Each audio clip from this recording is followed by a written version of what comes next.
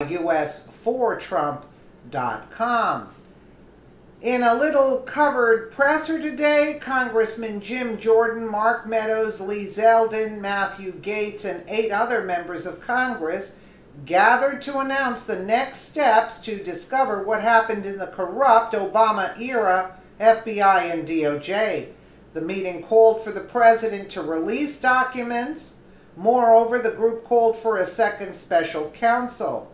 Representative Lee Zeldin gave the opening remarks. He made it clear that the Justice Department and the DOJ has amazing patriotic people in the rank and file.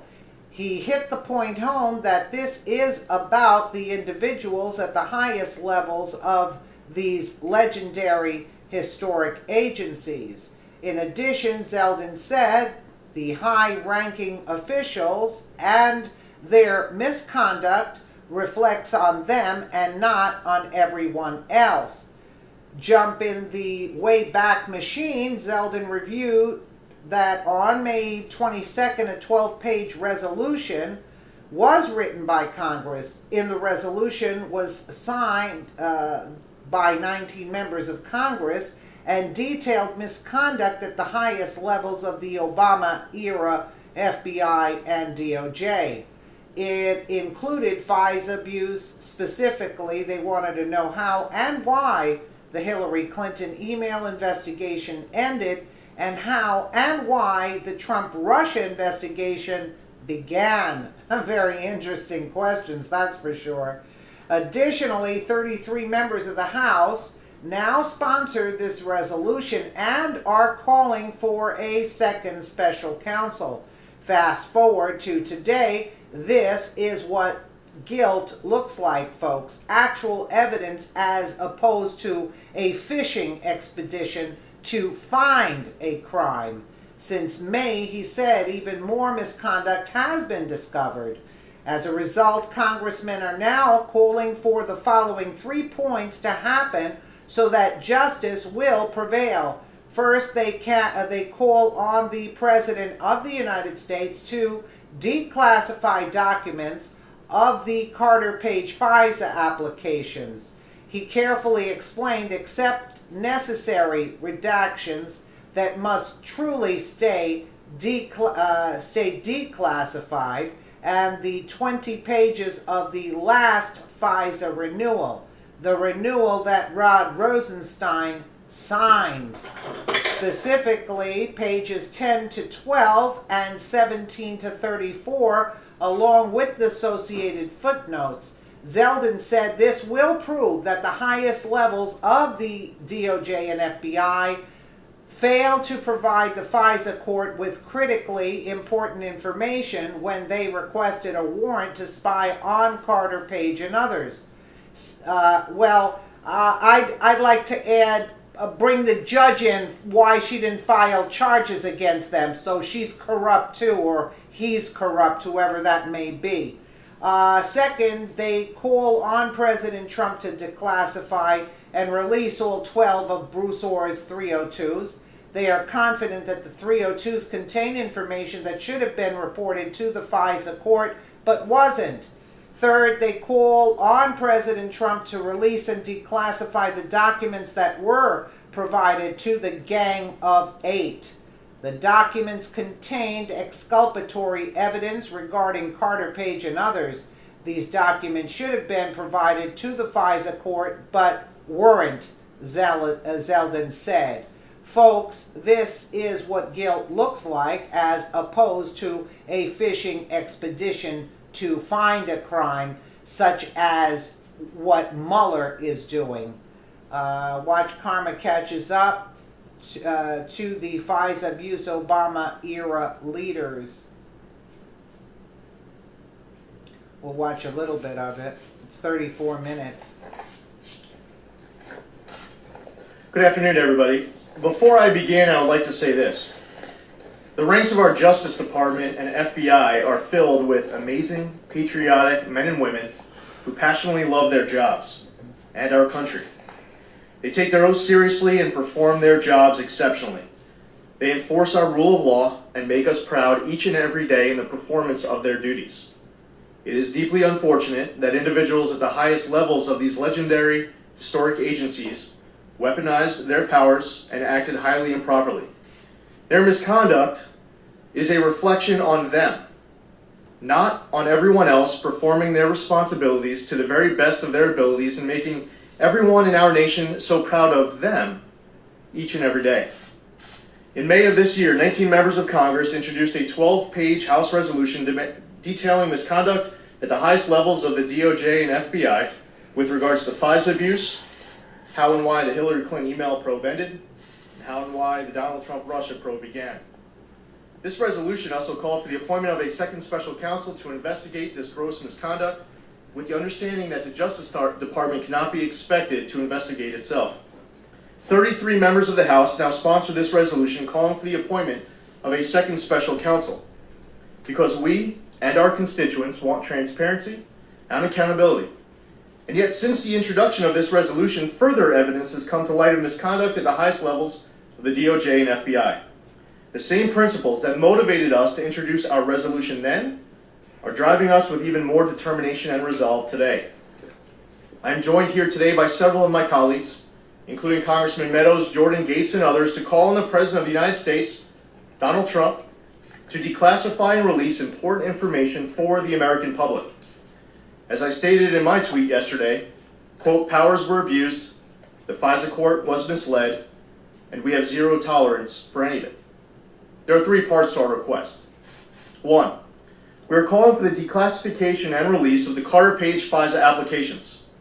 While we are strongly in favor of releasing the entirety of the FISA applications, except for the necessary redaction of any sources and methods that must truly remain classified, we most specifically want to ensure that the President declassifies and releases 20 pages in particular of the last FISA renewal. This includes pages 10 to 12 and 17 to 34, along with the associated footnotes.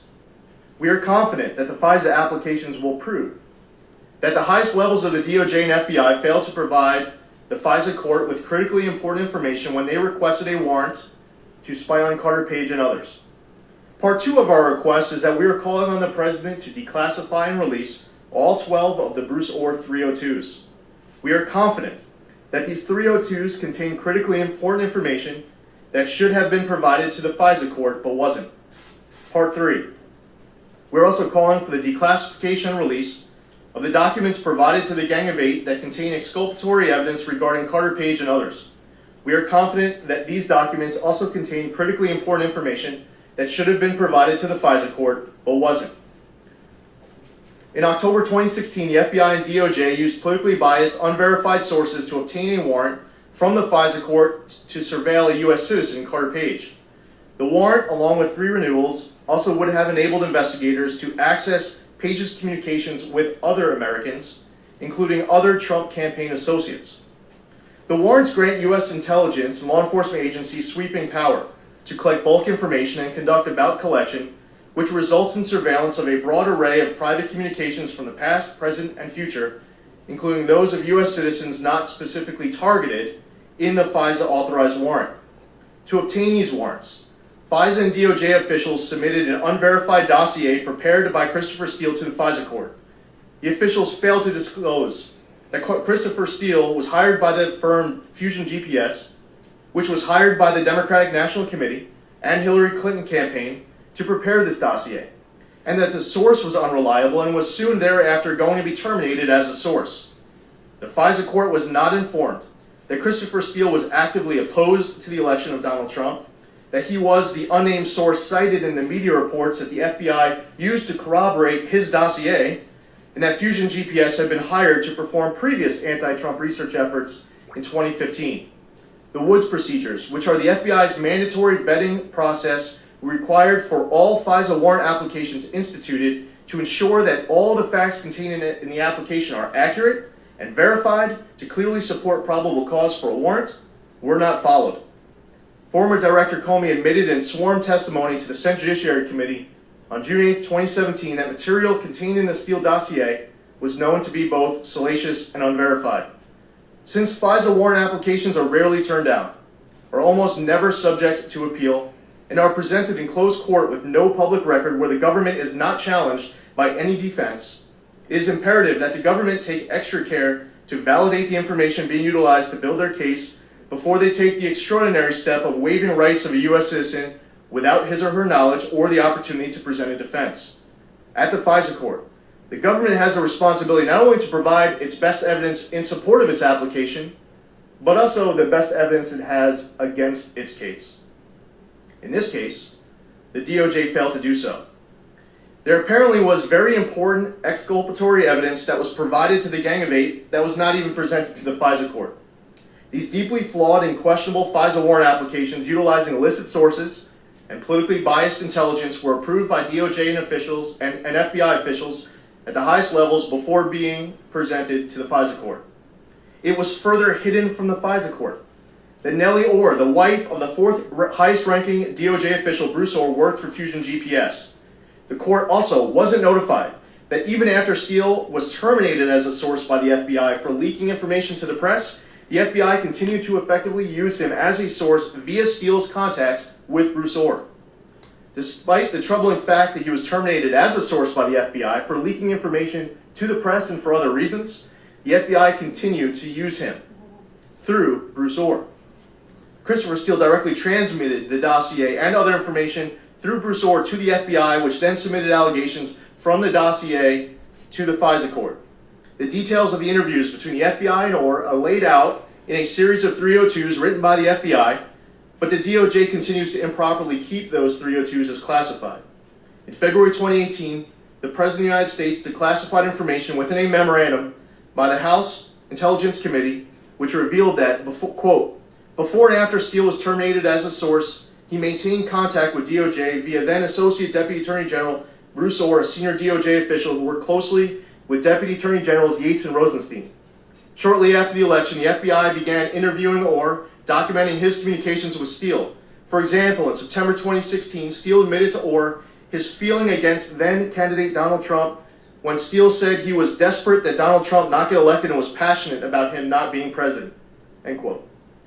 Later that month, in response to a request by Senators Grassley and Graham, the DOJ declassified a letter that referred to the Bruce Orr 302 interview summary, stating that, quote, numerous FT 302s demonstrating that DOJ official Bruce Orr continued to pass along allegations from Mr. Steele to the FBI after the FBI suspended its formal relationship with Mr. Steele for unauthorized contact with the media, and demonstrating that Mr. Orr otherwise funneled allegations from Fusion GPS and Mr. Steele to the FBI, end quote.